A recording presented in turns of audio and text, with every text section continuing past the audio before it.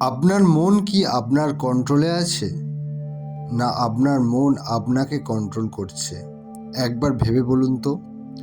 যদি আপনি এখন কোনো বিজনেসম্যান হন, বা কোনো স্টুডেন্ট হন, বা যে কোনো ফিল্ডের সঙ্গে যুক্ত থাকুন না কেন, যতক্ষণ পর্যন্ত না আপনি আপনার মনকে কন্ট্রোল করতে পারছেন, ততক্ষণ সময় পর্যন্ত আপনি কোনো ফিল্ডে সাকসেস হতে পারবেন না।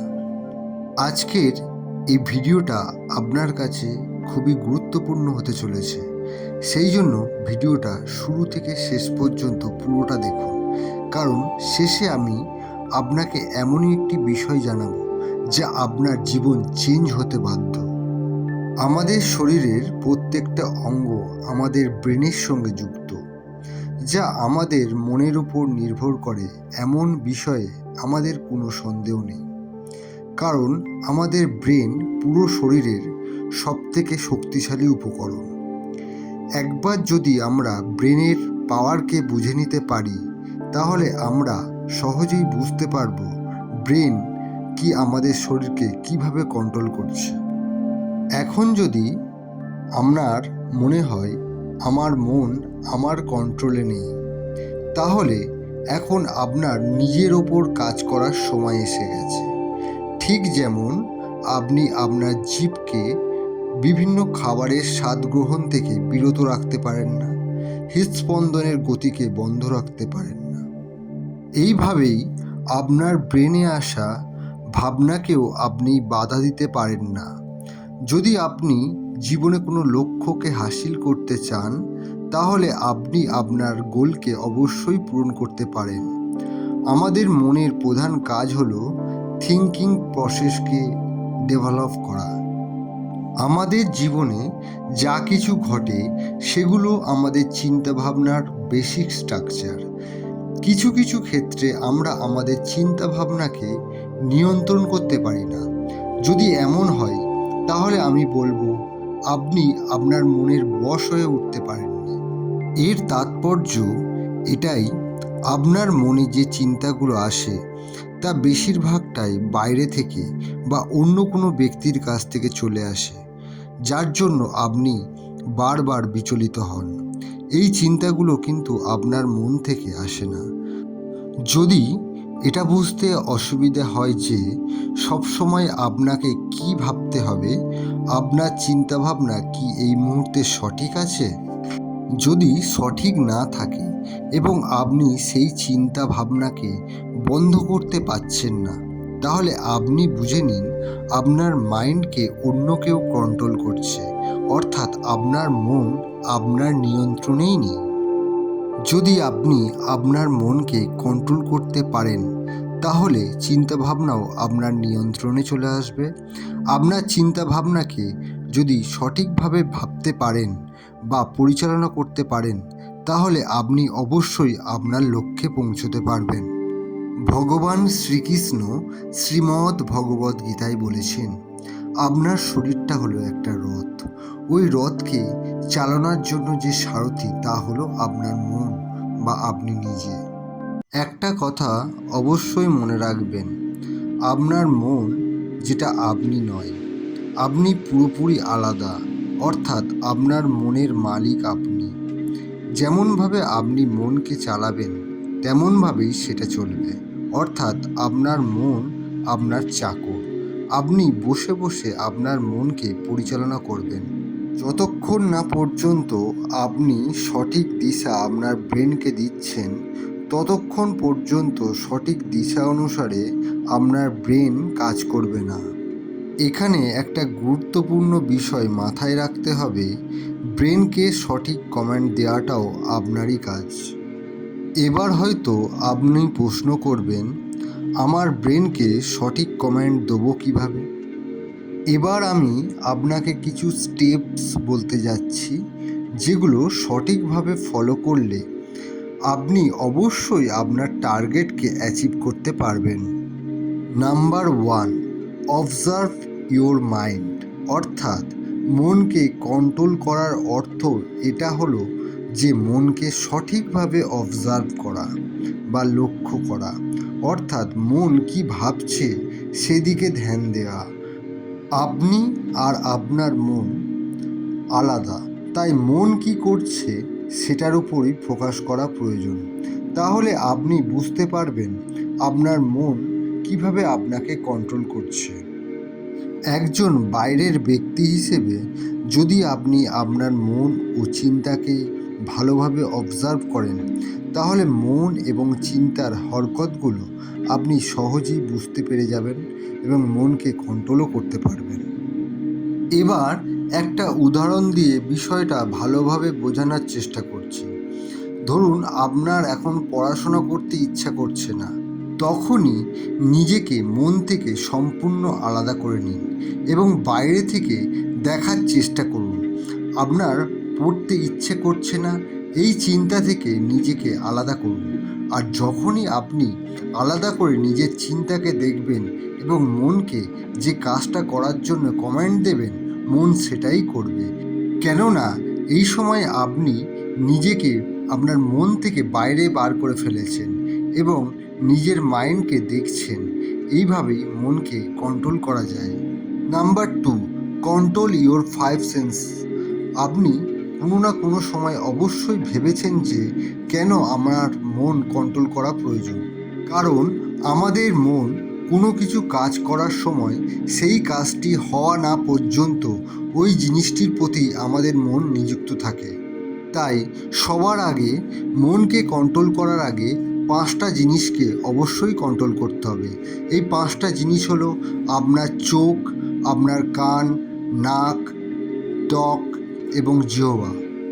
এই 5টা জিনিস যাদের সাহায্যে আমাদের ব্রেনের সূচনা হয়ে থাকে। এদের দ্বারা যে ডাটা আমাদের মাইন্ডে প্রবেশ করে সেটাই রিফ্লেক্ট হয়ে বাইরে বেরিয়ে আসে। এই জন্য এগুলোর কন্ট্রোল করা সবার আগে দরকার। যদি কোনো কারণবশত এগুলোর মাধ্যমে ভুল তথ্য আমাদের মাইন্ডে যায়, তবে আমাদের মাইন্ড সেটাই করে বসবে। আজকের সোশ্যাল মিডিয়ার যুগে এগুলোর কন্ট্রোল করা খুবই মুশকিল, কিন্তু চেষ্টা করুন কতটা কন্ট্রোল করা যায়। Number 3, increase your will power and self confident. যদি আপনি মনকে কন্ট্রোল করতে চান, তাহলে খুব ছোট ছোট স্টেপ নিন। ছোট ছোট কাজকে যদি রোজ সঠিকভাবে করতে শেখেন, তাহলে আপনি মনকে সহজেই নিয়ন্ত্রণ করা শিখে যাবেন। যেমন ধরুন, আপনি রোজ ভোর 5টার সময় ঘুম থেকে উঠতে চান। এটা করতে গেলে আপনাকে রাতে তাড়াতাড়ি খাওয়া দাওয়া করতে হবে, তার অভ্যাসও করতে হবে, তাড়াতাড়ি ঘুমানোরও অভ্যাস করতে হবে। এই ছোট ছোট স্টেপগুলি আপনার ভোর 5টার সময় ঠিক আপনাকে তুলে দেবে। এই কাজগুলো করার আগে হয়তো প্রথম আপনার কাছে কঠিন বলে মনে হতে পারে, কিন্তু অভ্যাসটা তৈরি হয়ে গেলে আপনি সহজেই এটা করতে পারবেন। ছোট ছোট কাজগুলো যখন করবেন, আপনার মধ্যে কনফিডেন্স লেভেল অনেক বাড়বে।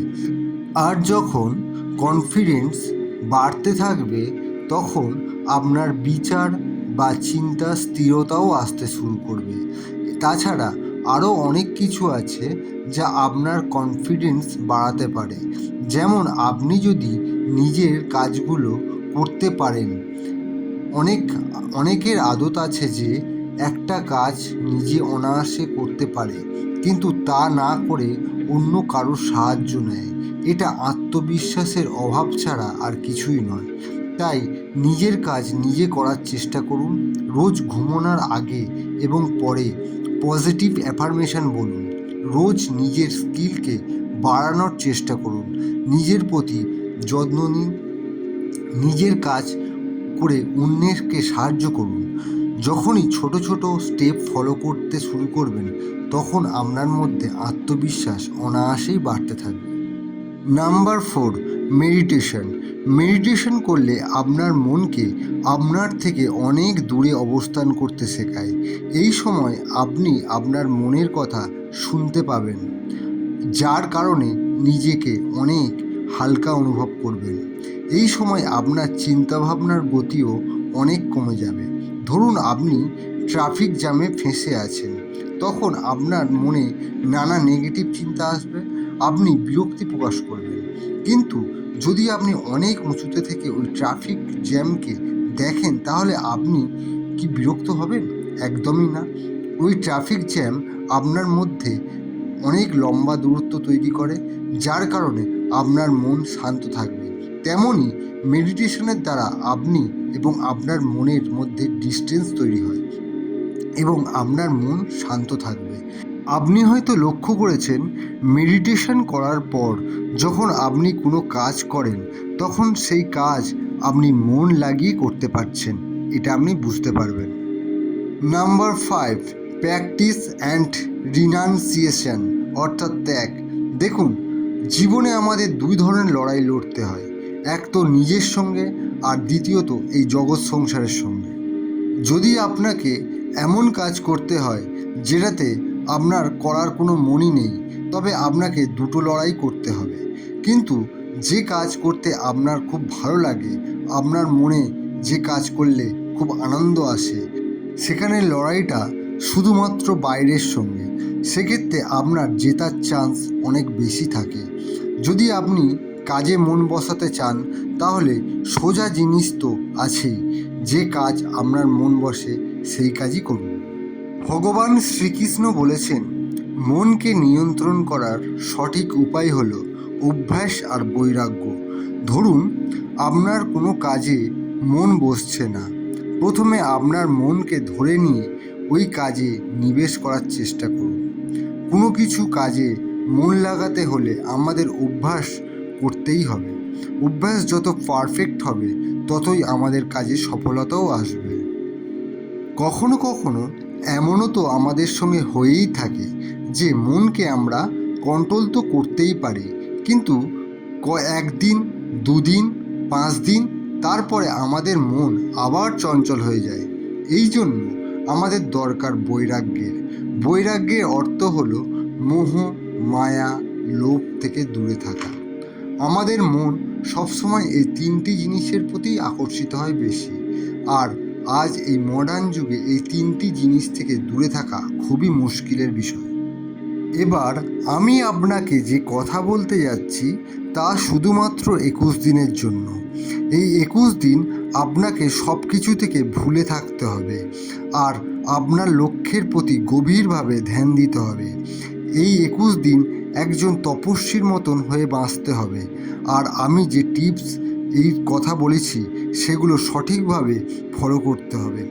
আর যদি আপনি 21 দিনের জন্য পুরো মন দিয়ে টিপসগুলো সঙ্গে নিয়ে যথাযথ পালন করতে পারেন, তাহলে 21 দিন পর আপনি স্বয়ং বুঝতে পারবেন আপনার জীবন কতটা পরিবর্তন এসছে। এই জগৎকে দেখার নজরই বদলে যাবে আর আপনার মন সম্পূর্ণভাবে আপনার নিয়ন্ত্রণে চলে আসবে। আমার বিশ্বাস আপনি তা করতে পারবেন। এই ভিডিওটা যদি ভালো লাগে আপনার, তবে লাইক করবেন। ধন্যবাদ।